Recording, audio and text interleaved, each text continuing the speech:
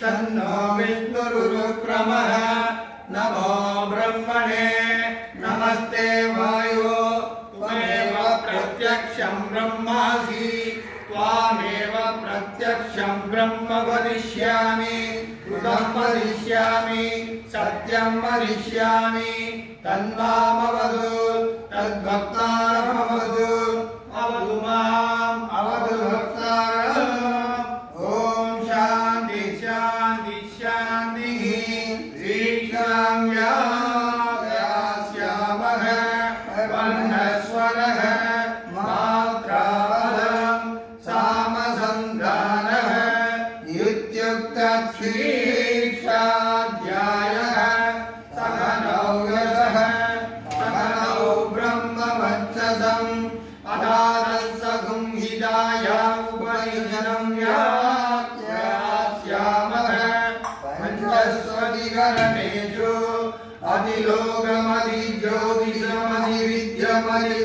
अधिलोकमधिज्योतिषमधिविद्यमधिप्रजमध्यात्मम्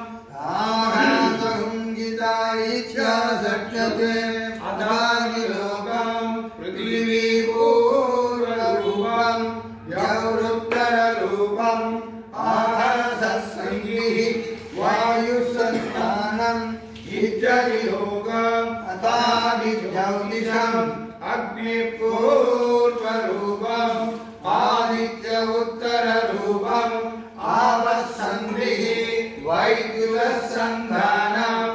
इत्यदिज्योतिषम् अथादिविद्यम् आचार्यपूर्वरूपम् अन्देवाद्युत्तररूपम् विद्यासन्धिः प्रवचनगुं सन्धानम् इत्यधिविद्यम् अथादिप्रजम् मातापूर्वरूपम् पितोत्तररूपम् प्रजासन्धिः प्रजनगुं सन्धानम् इत्यधिप्रजम् अथाध्यात्मम् अधराहणपूर्वरूपम् उत्तराहणोत्तररूपम् वाक्सन्धिः जिह्वासन्धानम् इत्यध्यात्मम् विधिमामहासंहिताः एवमेतामहासंहिता व्याख्यातामेता सन्धीयते प्रजया वसुभिः ब्रह्मवक्षसेनान्नाद्येन सुवर्गेण लोकेन यस्सन्दशां वृषभो विश्वरूपः तन्वोऽग्रो सम्बभूव अमेन्द्रो मेधया शृणोतु अमुदस्य देवदारणो भूयासं शरीरं मे विसर्जनं जिह्वा मे मधुवन्तमा कर्णाभ्यां भूरिविश्रुवं ब्रह्मणकोशोऽधिमेधया विहितः सुखमे गोपाय आवहन्ति विदन्वाना कुर्वाणाशीलमात्मनः वासपुंसिममगावस्य अन्नपाने सर्वदा ततो मे श्रियमावः लोमसां वसुभिः सह स्वाहा आमायन्तु ब्रह्मचारिणः स्वाहा यशोजने सानि स्वाहा तेजान्वस्य सोसानि स्वाहा तन्वावः प्रविशानि स्वाहा समावः प्रविश स्वाहा कस्मिन् सहस्रसागे निवगानं दयुर्गे स्वाहा यदा भद्रवदगायन्ति यदा मासा अहर्जनम् एवं मां ब्रह्मचारिणः दातरायन्तु सर्वदा स्वाहा प्रतिवेशोषि प्रमावामि प्रमावज्यस्व भूर्भुवस्सुवरिदिवादेतास्तिस्रोऽप्याहुतयः आसामुखस्मैतान् चतुर्थीं महासमस्य प्रवेदयते महैः तद्ब्रह्म स आत्मा अङ्गान्यन्या देवताः भूरिवा अयं लोकः भुव इत्यन्तरिक्षं सुव इत्यसौ लोकः मह इत्यादित्यः आदित्येन वाव सर्वे लोका महीयन्ते भूरि वायुः सुवरित्यादित्यः मह इति चन्द्रमाः चन्द्रमसा सर्वाणि ज्योतिषंसि महीयन्ते भूरिदिवारुकः भुव इति सामानि सुवरिति यजोपुंसि मह इति ब्रह्म ब्रह्मनावाप सर्वे वेदा महीयन्ते भूरिदिवै प्राणः भुव इत्यपानः सुवरितिर्व्यानः मह इत्यन्नः अन्नेन वाप सर्वे प्राणा महीयन्ते तावा एतादृशतस्रच्छदुक्ता सदस्रच्छदस्रो व्याहृतयः आयुः वेद सवेद ब्रह्म सर्वेऽस्मै देवा बलिमावहन्ति स एषोऽन्तर्हृदय आकाशः तस्मिन्नयं पुरुषो मनोमयः अमृतो हिरण्मयः अन्तरेण नादुषे एषस्तन इवा बलं पदे चेन्द्रयोनिः यत्रासौ केशान्तो विवर्तते यौषधीशमादये भूरित्यग्नौ प्रवितिष्ठति भुवैः वायौ सुवरित्यादित्ये मह इति ब्रह्मणि आप्नोति स्वाराज्यम् आप्नोति मनसस्पदे वाक्पतिः चक्षुष्पतिः श्रोत्रपतिर्विज्ञानपतिः एतत्ततो भवति आकाशशरीरं ब्रह्म सत्यात्मा प्राणारामं मन आनन्दं शान्तिसमृद्धममृतम् इति प्राचीनयोग्यो भास्व पृथिव्यन्तरिक्षं ज्योतिषो वान्तरदिशाः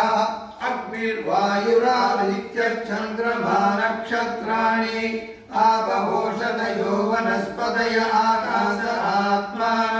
इत्यधिभूतम् तदाध्यात्मम् प्राणो ज्ञानो बाण उदानः समानः चक्षुश्रोत्रं मनोवाक्कर्ममागुं सर्गनावास्ति मध्यम् एतदधिविचाय ऋषिरवोचत् पान्तं वाहिदगुं सर्वं पान्तेनैव पान्तर्गः शृणोतीति ओमिति ब्रह्म ओमिति जगुं सर्वम् ओमित्येतदनुकृतिः स्ममायो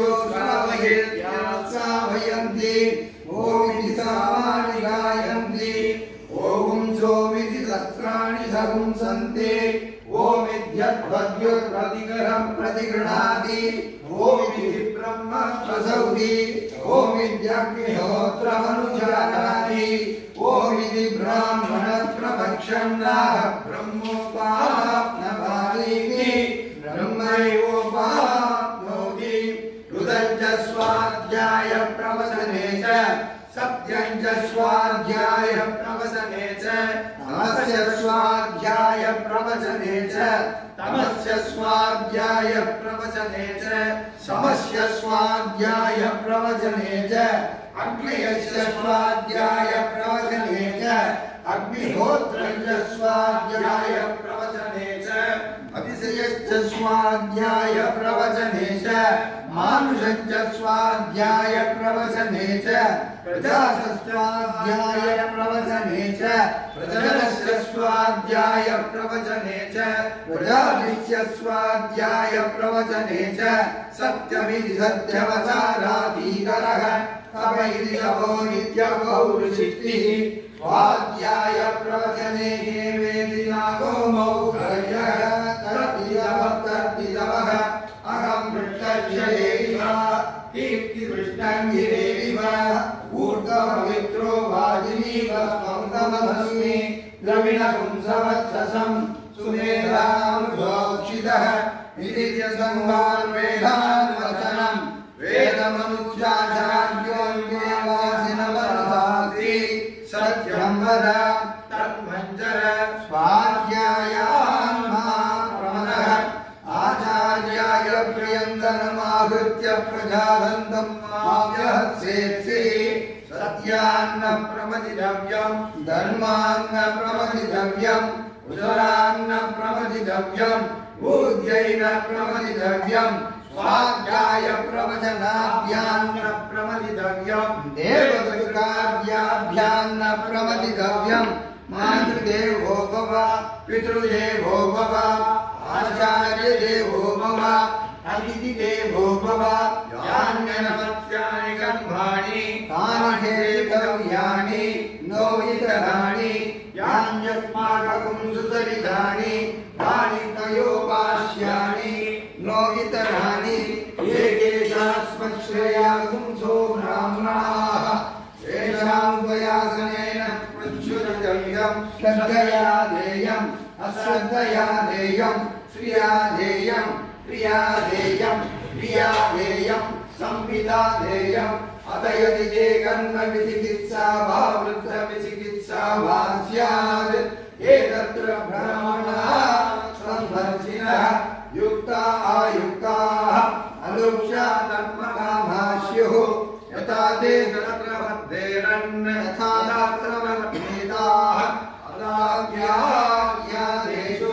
ये तत्र ब्राह्मणाः संवर्जिनः युक्ता आयुक्ताः अलुक्षा कर्मकामा स्युः यथा ते तेषु वर्धेरन् तथा तेषु वर्धेताः एष आदेशः एष उपदेशः एषा वेदोपनिषत् वेददर्शासनम् एवमुपासितव्यम् एवमुपनिषदुपास्यम् तन्नो विश्वशम्भरणः तन्नो भवत्वन्यः तन्न इन्द्रो बृहस्पतिः तन्नो विष्णुरुक्रमः नमो ब्रह्मणे नमस्ते वायो त्वमेव प्रत्यक्षं ब्रह्मासि त्वामेव प्रत्यक्षं ब्रह्मवादिशं त्वमवादिशं सत्यमवादिशं तन्मावावीत् तद्वक्तारमावीत् आवीमम् आवीत् वक्तारम् ॐ शान्ति शान्ति शान्तिः यं कर्मवहै लक्ष्मीनावतीनान्तु मा विद्विषावहै ॐ शान्ति शान्तिः यस्य संज्ञासनामोत्यागवो यज्ञक्रियादिषु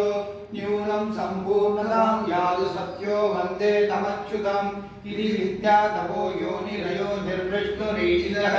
वाक्यज्ञेनाक्षितो देवप्रियतां मे जनार्दनः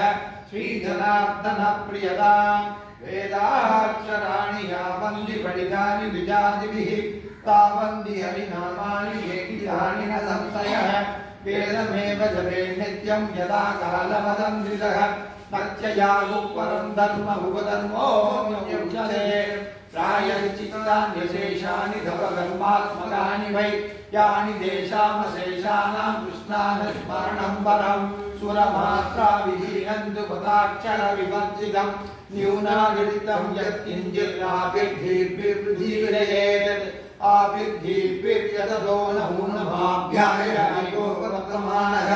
यदास्तो दृष्ट्यो मयि गोत्रा विरासि भूयिष्ठमादेशाम ब्रह्म प्रावादिष्मदन्नो मारासेत् ॐ शान्ति शान्ति शान्तिः।